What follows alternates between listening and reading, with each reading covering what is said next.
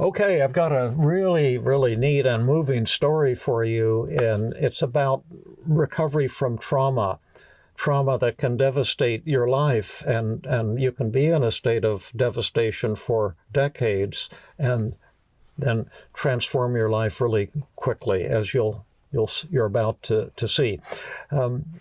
Years ago, I did an intensive in Southern California. An intensive is like a 4-day workshop for mental health professionals, but they not only learn techniques that I've developed for treating trauma or depression or anxiety, but they work on their own issues in order to learn the techniques and experience them. And it was a fairly small workshop. There was only about 35 people attended, but it was going really well.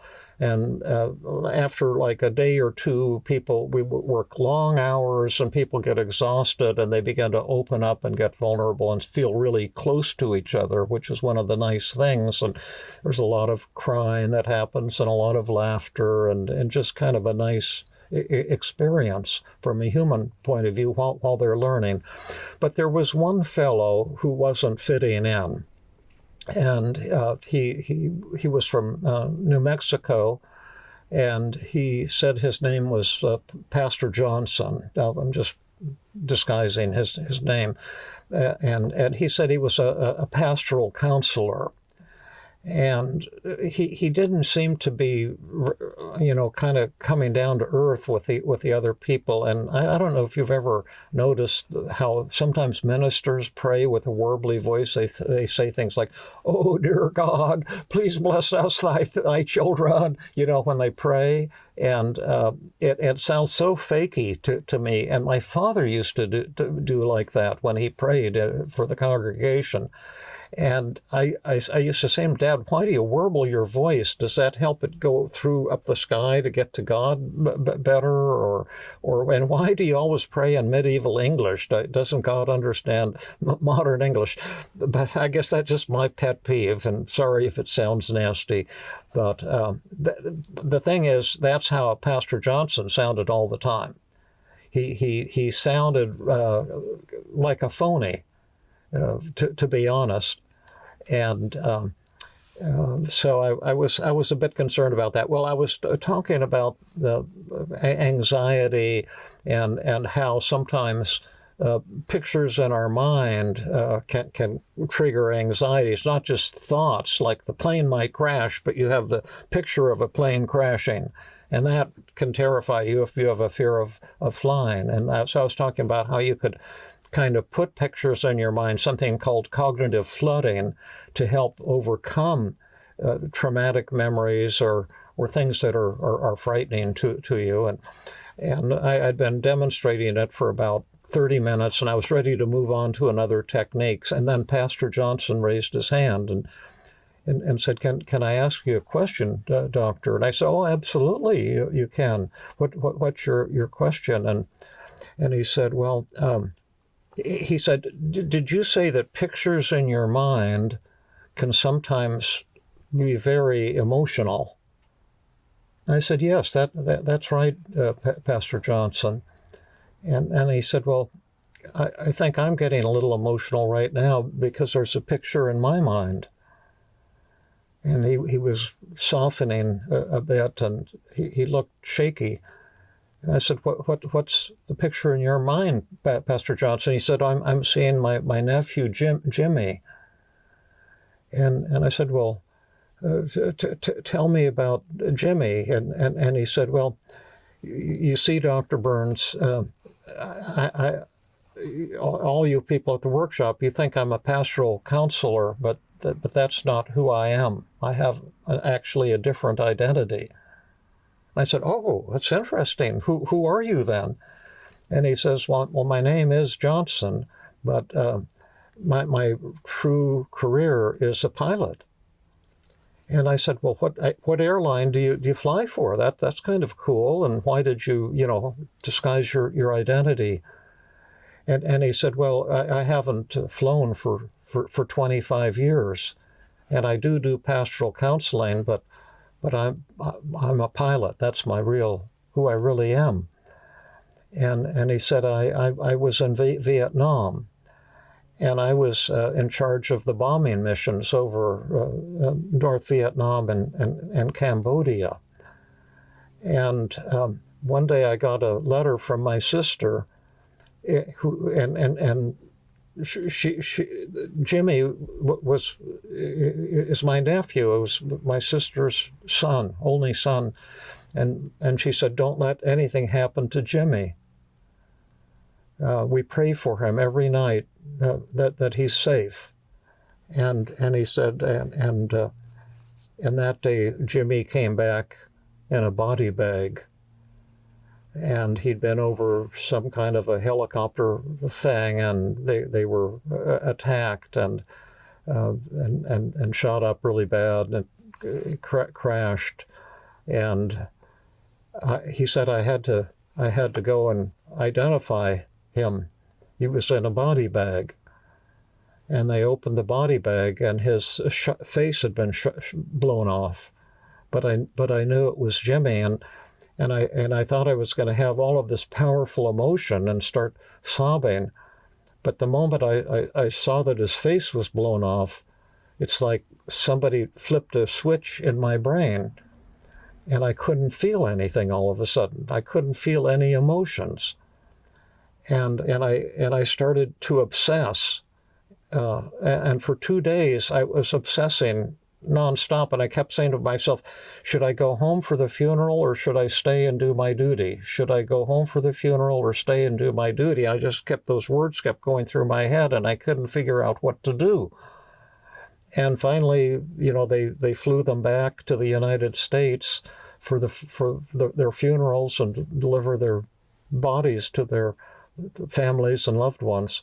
But I stayed here and continued to do my duty. But you see, Dr. Burns, and he was suddenly starting to get really, really shaky. He said, Dr. Burns, I haven't had a human emotion for 25 years. Since that moment, I cannot feel anything. And there were tears welling up in his eyes. And I said, well, it looks to me like you've got some feelings right now that are trying to come out. And maybe it's time to let that happen. And then he just started sobbing uncontrollably, and he was rocking back and forth and crying, and snot was coming out of his nose, and tears were rolling down his cheeks, and he just sobbed uncontrollably for several minutes. And a lot of the people in the group were crying as well. And then he kind of pulled himself together, and a woman in the group, who I just learned today, sadly died. She used to go to my workshops a lot, the most beautiful woman from Southern California, kind of religious counselor, Jan Stanfield. But she raised her hand, and I called on her, and she said, Pastor Johnson, I don't know if you're aware of this, but I was one of the protesters, one of the hippie protesters in Los Angeles during the Vietnam War. And we hated people like you, and we protested against people like you. And I just want you to know that I just realized that you gave all you had for your country, and I wanted to say thank you. And then he crashed again, and everyone started sobbing at that point. And tears were going down my cheeks and pretty much everyone's cheeks, and he cried again. And then he pulled himself back together again after a couple of minutes, and he said, Jan, when I ended my duty in Vietnam, and we flew back to the United States, and the plane landed, there was no one there to greet us. My sister wasn't there, our families weren't there, our friends weren't there. There was nobody. And when we walked through the airport, people started spitting on us. And Jan, in 25 years, you're the only one who's ever said, thank you. And then he just started crying again. And then he told, a couple other stories about things that he experienced in Vietnam. And one of the saddest, he says that, there was we all have the Medal of Honor in the United States. And I received the Vietnamese Medal of Honor. And in 25 years, no one has ever acknowledged that. Or then, all this emotion came out. Well, at the intensives, we eat dinner together, and we went to a pizza place for dinner that night, and he sat next to me. And it was like he was a different person. All that phony, warbly, fakey voice stuff was gone, and he was just warm and humorous and, friendly. It's like he'd had a total personality change. And we could have used fancier techniques. All we really did was, it's called cognitive flooding. Just be there, to stop running away from that memory of Jimmy's face being blown off, and stop trying to hold back the emotion, and just let it flow. And that was the curative thing. But if it hadn't been enough, we could have done what I call memory rescripting. It's not my name. A colleague, Edna Foa, I believe, developed it. But I could have had him in imagination bring Jimmy back to life, and then bury him again, but talk to him and tell him the things that he never got a chance to tell him. And he could have said, Jimmy, I just want you to know that the day you died, I died too. And I've been asleep. I've been dead for 25 years because I never got a chance to tell you how much I loved you and what a tremendous loss it was when you died. And then having told that again in kind of in vivid imagination, to let him, to bury him and say goodbye. And so there's a lot of things you can do with these cognitive images, but we didn't need to do any of the fancy stuff, just to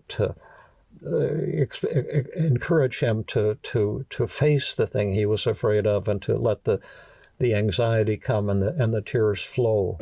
And so that's the story for today. And I hope you enjoyed it. I'll never forget that man. And one thing I try to remind myself of is we often develop a sense of dislike for other people, even hatred, based on their outward attributes. And one of the things that's been very important to me is to realize that people aren't often the way they look on the outside. And inside, for most people, you can find someone who's suffering, who's feeling lonely, and who, if you're vulnerable together and you open up together, you get a much radically different and more real and more loving perspective and joyous connection with other human beings. So I don't know if that made sense. But one more thing I almost forgot is, if you like these videos, and I hope you do, because they contain not just maybe an interesting story, but things that maybe you can use in your life and to change your philosophy of life and to help you change the way you think and feel.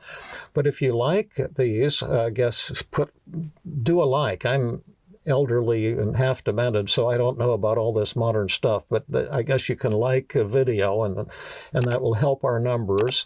Or you can subscribe to the channel if you like. I guess it costs nothing, but it helps us build our numbers a little bit. Or tell your friends. Or if you want to learn how to use these techniques in your own life, the Feeling Great app is just almost exactly like talking to me live, and it will help you change the way you think and feel. You can try it out for free, and if you like it, if it helps you, you can get a year subscription to the Feeling Great app. And if you can't afford it, because I know a lot of people are hurting for money these days, just contact us and we'll give it to you for free. Well, thanks for watching. Love you all, and be back soon with some more hopefully good stuff. Oh, and make comments too. If you don't like something, tell us that. And if you are moved by something, let us know as well. And we do read the comments and respond to them for the most part, if not entirely. So,